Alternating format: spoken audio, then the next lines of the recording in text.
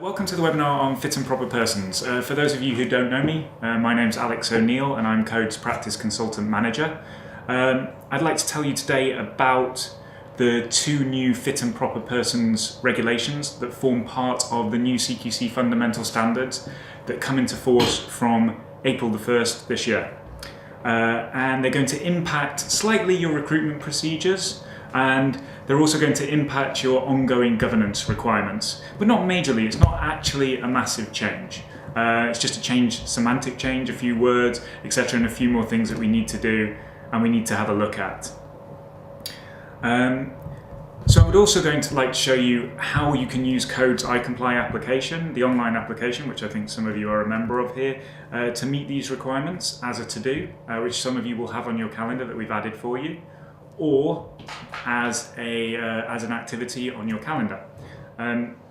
This webinar's part of an ongoing series called the iComply Expert Series. If you watch 10 webinars, then you'll be able to speak to the Code office, fill out a form, and we'll be able to give you a certification that you're an iComply expert. I think you should find this webinar informative, hopefully interesting, not too dry. I'll try my best, and maybe a little bit of fun. Okay, so by the end of this session, what I'd like, ideally, is for you to know your obligations under the regulations for fit and proper persons, directors and employees, which are two separate regulations. Learn about the required adjustments to your recruitment procedures. I'm going to touch on what we have in iComply now, what we're doing, and what's coming in the next few months before April that's going to help you meet that regulation. You're going to know how to adopt and implement fit and proper persons check and action list, which is one of the major changes that we're going to see. And you're going to know how to record this in iComply, in the application. So, just a little bit of background before we move on to that. Some of you who've met me or had any training from me or been to our seminars should know this already, but if anyone's not had this covered, there are some key changes at the moment. We've got the introduction of the fundamental standards, which were published on the 13th of November 2014, last year, which come into force on in April this year. 1st of April, and the new inspection regime, which has started right now. So what's actually happening right now is that the inspectors are using the new inspection regime, which is defined by the new handbook that's been published, which if you haven't read, I would really strongly advise you go and download that from the CQC website. So the standards are going from essential to fundamental. So you can see here the list of the current regulations, and we've got the new regulations that are coming in, and they're essentially the same. There's not a massive difference in the actual regulations themselves. They've consolidated them, but there are some changes. So the standards have become more prescriptive. Now, why do I say more prescriptive? Which basically, the problem with the essential standards is that they weren't detailed enough, so therefore if there were any problems in a practice or a care home, etc., the CQC couldn't actually do anything because the standards were woolly. And this is what came out in the Francis report, and he said that basically the standards needed to change so that they could actually give out penalties, etc., if they found things that they didn't like. The only thing they could do up to that point was really give you a warning and ask you to improve. So the standards are now law. The standards have actually gone through the Commons and been ratified by the Lords, and they are now in place as law, which is a big difference. They're fundamental. The reason I say they are fundamental, obviously they're called the fundamental standards, but they are a minimum fundamental level that your practice is supposed to be meeting every single day. So not when the inspector turns up, but every single time. If the inspector should be able to turn up at any point and be able to see that you're doing this all the time. Abolished essential standards, well, not essentially true, no, not completely true. Some of them have gone, some of them have stayed, but the ones that have stayed are small things like statement of purpose, fees, etc. But essentially most of them have moved to the fundamental standards. And adaptation of outcome 12, that's specific to this, that's requirement relating to workers' suitability of staffing, which has now become two separate regulations to do with directors and employees, which is what we're looking at today. So, this is what I just said. We've got two new regulations. So, Fit and Proper Persons, Regulation 5 for directors, and Regulation 5 for directors, and Regulation 19 for persons employed. So, what they've done is they've put all of this into guidance into a very big document, which is about 145 pages long, I think. But what we do for you as code members is we read all of this and we digest this into modules and we make it understandable and easy to action and easy to evidence how you're meeting this. So that's what you get as being code members. So you can actually see what we've created is M246, the fitness, the fit and proper persons module, which obviously we'll see you should read, definitely. And then you have 2 action lists, which will cover what you need to do with those action lists as well. So we should probably talk about what is fitness. Fitness is defined in the regulations by 3 things that cover employees and directors, and an extra thing which is for directors. And we're going to cover in a minute what they mean by directors, because they don't actually just mean directors. So fitness, they say the individual needs to be of good character. So good character it's judged by either you, the provider, when you're taking on an employee, but also the CQC, if they, when you apply to be a registered manager or a provider, etc., they will judge your fitness as well, based on CRB checks, etc. And a lot of this we're already doing as practices, using our application forms, our interview forms. We're making sure that everybody has what they need to have in order to make sure that you can judge whether an individual is of good character. And now we're introducing the check sheets as well. Also then it says the individual has the qualifications, competency, skill and experience in order to have the office or position. So that's quite clear for some people. If you're employing a nurse who's not a trainee, she needs to be GDC registered, etc. And this is, generally speaking, in the case of employees, again, it's up to you to define what you think are the relevant qualifications, etc., for that role, and then judge people by that role. So define before you employ people and then judge them by that criteria and be able to evidence that you've done that with job descriptions, job adverts, etc. For registered managers, this guidance has already been in place. Technically speaking, if you apply to be a registered manager, the CQC want you to have, I think it's ILM level 5 or relevant experience. Now, they do sometimes insist that practice owners, registered managers have a management qualification, but there's kind of a caveat there in their documentation that says if you have experience, then they would probably ignore that, or they could bypass that, as it were. And then at the bottom, it's the individual is able, by reason of their health, after reasonable adjustments, to properly perform their role. So this is obviously to do with equality, making sure that you're enabling your team and not just turning people away, and you're enabling people with disabilities, etc., to perform their role. So that's your duty. But as you can see, this is actually you're already doing this. This is mostly, there's not really any real change here. Where there is a slight change is for directors as well. So what they've said is this is going to apply for directors and equivalents. By equivalents, this is where it gets interesting, because they've actually said that they mean registered managers, partners in partnerships, directors, obviously directors, principals as well. So you are considered directors and you now fall under this Regulation 5.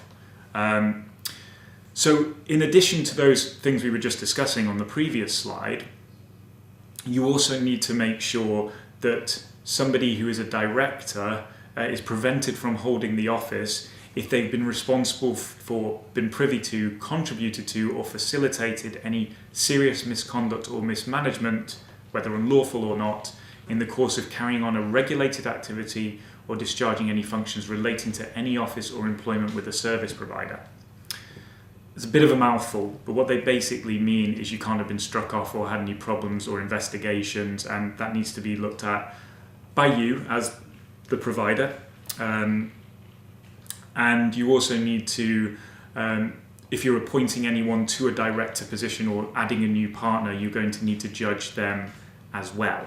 The other thing here that's quite important is that it's also if someone's had any problems abroad, so it's not just in the UK. So if you were running a dental practice or anything care related in America or anywhere else, and you got into trouble with a regulator and got struck off there, you couldn't come to the UK and then be allowed to be a director in a company here.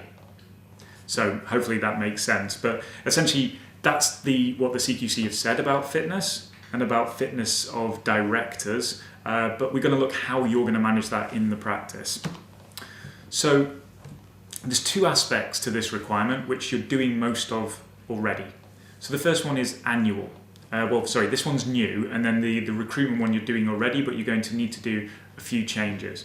So the annual requirement is, and these first 2 points are taken directly from the documentation, from the standards themselves. So it says the fitness of persons employed is regularly reviewed by the provider, and the fitness of directors is regularly reviewed to ensure they remain fit for the role. So not only do you have to put checks in place when you employ someone, or when you promote someone, or someone becomes a director, or you bring on board a new team member, you also then need to review it regularly. And as a code, we've decided the best way to do that is annually, and we've developed forms in order for you to do that, the M246 A and B forms. And this is new. So ongoing monitoring of fitness is a new requirement. Then under there we've got recruitment, and we just discussed that before, but you've got to make sure that you've got effective recruitment and selection procedures in place that comply with legislation and guidance, and you've got appropriate processes for checking fitness, etc. In addition to the things that we've discussed already, such as CRB checks, passports, etc., all of the things you should be doing and you should be having on file. So right now is probably quite a good time to actually go and look at your personnel files. What I generally find when I go into practices is there's almost always documentation missing. So whether it's Hep B certificates, Hep B proof of seroconversion, passports, right to work in the UK, etc. So now's a good time to have a look at that, because you're going to be looking at this stuff anyway. So, as I said, most of this you're doing already, and here for people who don't use our iComply system is just an overview of the sort of things, the sort of documents that you can have access to where you're a member, job descriptions, interviewing forms, application forms, and we're working on new documents to help you meet this all the time. We are always working in the background to keep you up to date with the regulations and the requirements. So, let's talk about what you actually have to do. Which isn't very, very difficult. Initially, what you're going to have to do is read the guidance document, the M246, and then there's also checklists for directors and equivalents, and checklists for your team members.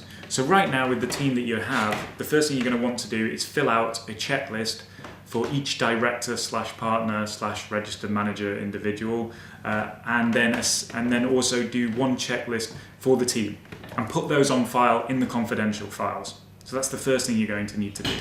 Go through those. Then what you're also going to need to do is any time that you're recruiting anyone else or appointing anyone else, you're going to need to fill one of these out for them. The director's ones will then go on file, which you'll review annually.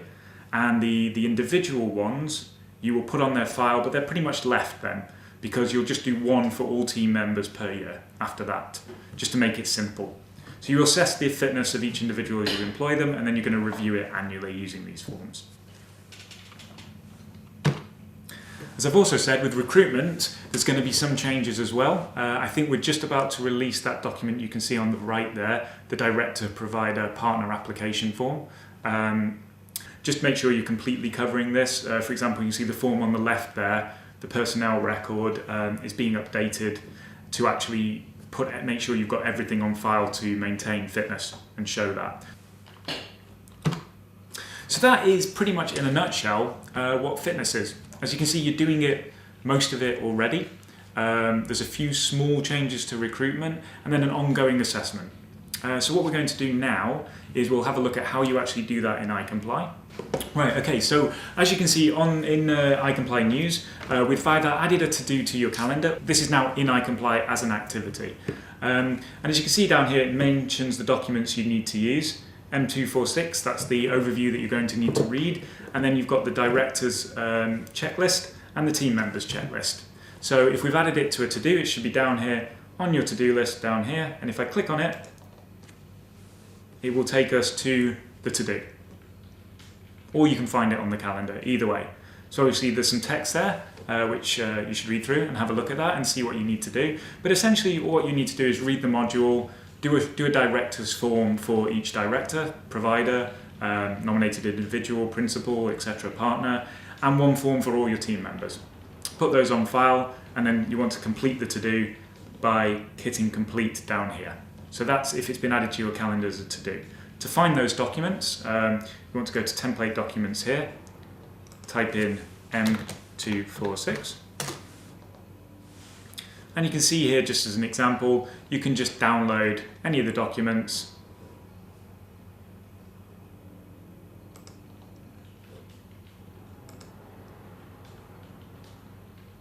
have a read through them, and then at the bottom you're going to have the checklist that you need to run through. It's pretty straightforward stuff, which you should have no problem to do that. If you want to complete it as an activity, then you can go on to search and search for the activity. Okay.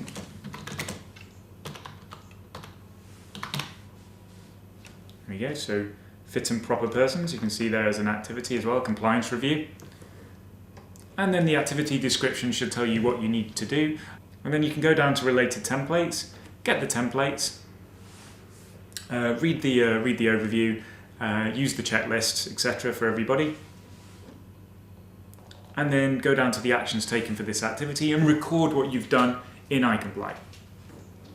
So you'd want to say that if you've downloaded templates, which you have done, you want to say if you've updated, which you will have done, and then whether any actions are required. Now that's going to be dependent on whether you find anything or any fitness issues. I'd imagine because your recruitment process is already in place and this is for existing team members, there shouldn't be any problems. So most likely you're going to say no actions are required. And you're going to type a little bit in here about what you've done and which iComply folder it's in.